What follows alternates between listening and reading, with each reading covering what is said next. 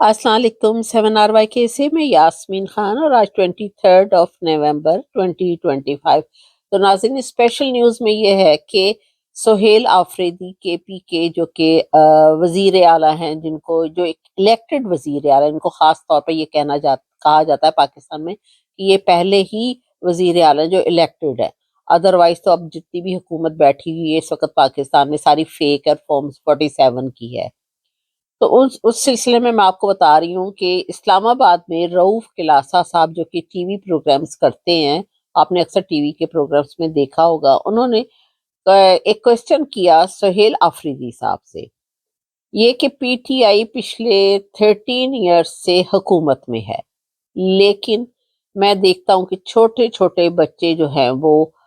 پختون علاقے سے جن کا تعلق ہے وہ مزدوری کرتے ہوئے دیکھتا ہوں۔ تو کوئی حکومت نے کبھی ان کے لیے، ان کی ایجوکیشن کے لیے کبھی کوئی کچھ کیا نہیں ہے، کیوں مزدوری کر رہے ہیں؟ اس طرح کا کوشچن کیا۔ تو سہیل آفریدی صاحب ایک تو ایجوکیٹڈ ہیں، دوسرا ایک سب سے بڑی بات کو الیکٹڈ ہیں، الیکٹڈ ووٹ حاصل کر کے آئے ہیں، فیک طریقے سے نہیں آئے، غلط راستے چور راستے سے نہیں آئے۔ پھر عمران خان صاحب نے سوچ سمجھ کر ایک صحیح بندہ کے پی کے لیے جو کہ وہ نامزد کیا ہے۔ اب بڑی سمجھداری سے انہوں نے، عقل بندی سے اس کا جواب دیا، انہوں نے جلد بازی نہیں کی، بڑی سوچ سمجھ کے بڑے طریقے سے اور بڑی تحمل مزاجی سے جواب دیا۔ تو انہوں نے کہا کہ اسلام آباد میں اگر باجوڑ اسکول میں یہ بچے ہوتے تو ان کے اوپر کب کا ڈرون حملے سے یہ مارے جاتے۔ اب یہ لفظ جو ہے ناظرین بڑا میننگ فل اسٹیٹمنٹ ہے، اس کو سمجھنا پڑتا ہے کہ یہ انہوں نے کیوں دیا کہ باجوڑ اسکول میں ہوتے تو یہ ڈرون حملے سے کب کے مارے جاتے۔ تو ناظرین یہ اس سے سمجھ آتا ہے کہ باجوڑ میں کیا ہوتا ہے اور کس طرح بچے اور لوگ وہاں پر مارے جاتے ہیں۔ یہ انہوں نے بڑا میننگ فل جواب دیا جو کہ سمجھداروں کے لیے سمجھنے والا پوائنٹ ہے۔ پھر سہیل آفریدی صاحب نے کہا کہ یہ خیبر پختون کا 3 ارب روپے کا بجٹ ہے یا پیسہ ہے جو کہ وفاق نے کی طرف واجب الادا ہے، انہوں نے دینا ہے، اور وہ ایسے مجھے دے دیں تو میں ان بچوں کے لیے اسکول بنوا دوں۔ اور یہ بھی کہا کہ یہ یہاں پر ہیں تو زندہ بچ گئے ہیں، اگر باجوڑ میں ہوتے تو کب کے فارغ ہو گئے ہوتے، ڈرون حملوں سے ہی اسکول پر ڈرون حملہ ظاہر کر دیا جاتا۔ تو ناظرین یہ انہوں نے بڑی سمجھداری اور بڑی عقل مندی سے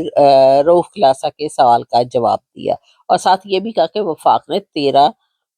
ارب روپیہ جو ہے وہ پختون علاقے کا کے پی کا دینا ہے، 3 ارب روپیہ ناظرین۔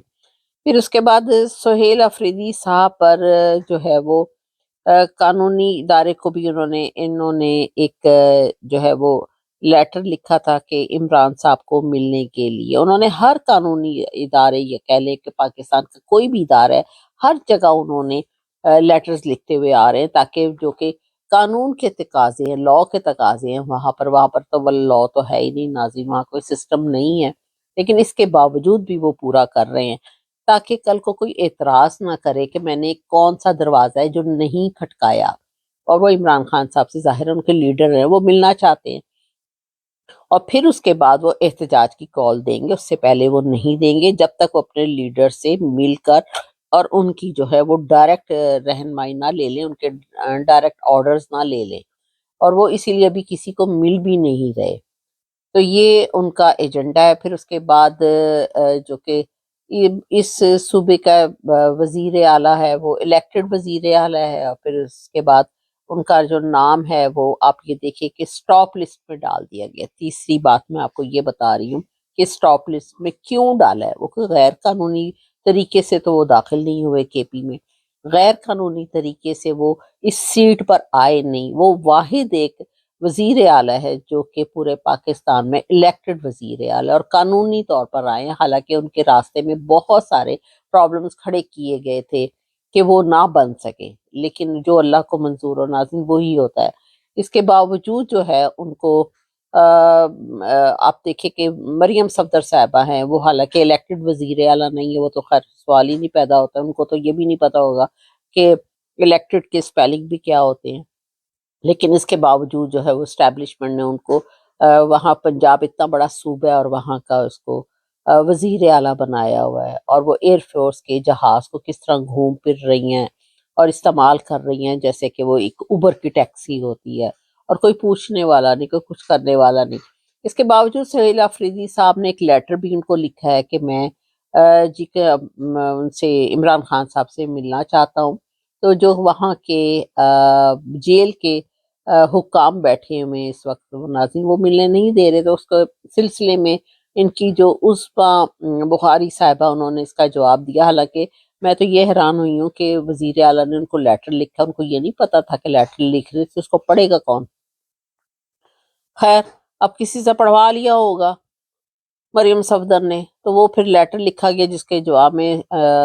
جی ان کی عظمیٰ بخاری صاحب نے ان کا اس کا جواب دیا۔ وہ انہوں نے بھی کسی سے لکھوایا ہوگا، وہ بھی کون سی خود پڑھی لکھی ہوئی ہیں، کسی کے پاس بھی ناظرین گریجویشن کی ڈگری تو ہے نہیں، کوئی میکسیمم میٹرک پڑھی ہوگی، وہ بھی پتہ نہیں کیسے پڑھ لیا ہوگا۔ پھر اس کے بعد ناظرین انہوں نے انہوں نے اس طرح کا جواب دیا گول مول سا کہ تاکہ انہوں نے کہا جی مریم صفدر صاحبہ جو ہیں وہ جیل جو کہ جیل کے حکام وہاں بیٹھے ہوئے ہیں، جو بھی ان کے وہاں پر سینئر بندہ بیٹھا ہے وہ اس کو حکم نہیں دیتی۔ حالانکہ پوری آپ دیکھا جائے تو پنجاب کی پولیس ہو، پھر اس کے بعد وہاں کی جو بھی ایڈمنسٹریشن ہے وہ ساری ان کی انڈر کنٹرول میں ہے ناظرین، پنجاب کی۔ تو اس سلسلے میں انہوں نے اس طرح کا کر کے ان کو جواب دے دیا کہ جیسے اگلے کو بیوقوف بنایا جاتا ہے۔ تو یہ صورتحال ہے، اور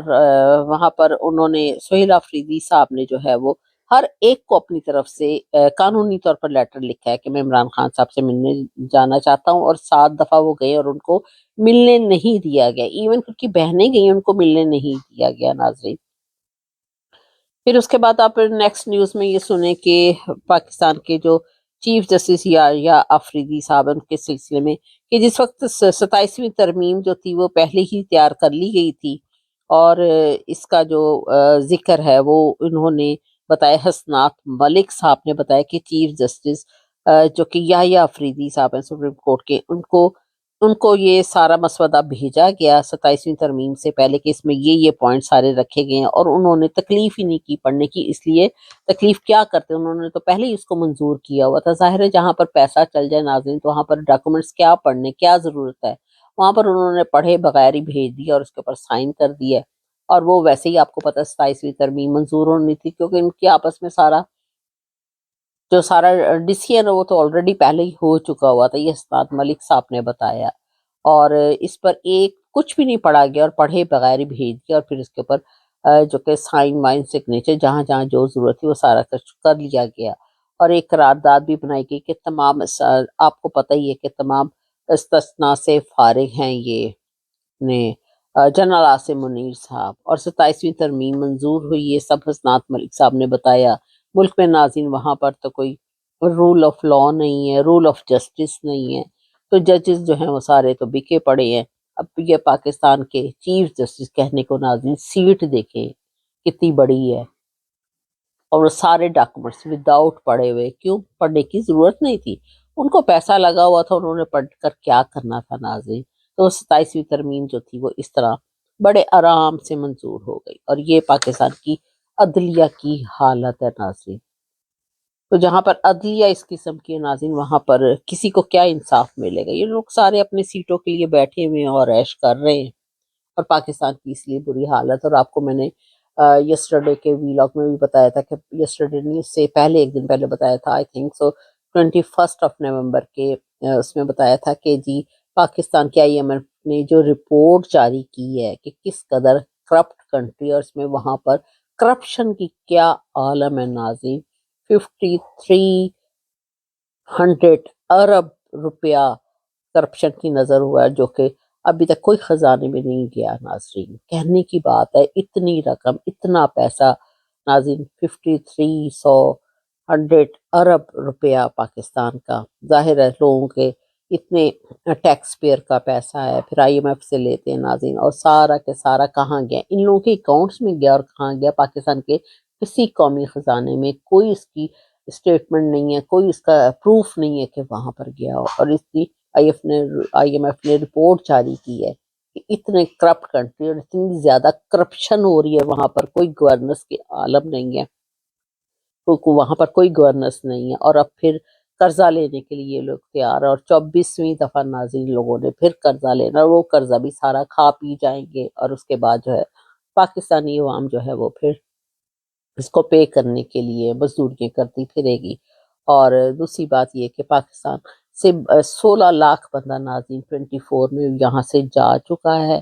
اور باہر کی کنٹریز میں اور باقی جانے کے لیے تیار ہے، جو کہ اب ان کو جہازوں سے پلین سے اتارا جا رہا ہے تاکہ یہ لوگ نہ جا سکیں۔ ان لوگ کے ویزے ایشو ہوئے ہیں، لیکن ڈرائیونگ لائسنس کا بہانہ، کبھی کسی چیز کا بہانہ کر کے ان کو نہ جانے دیا جا رہا ہے، اور ایئرپورٹوں سے روکا جا رہا ہے ناظرین۔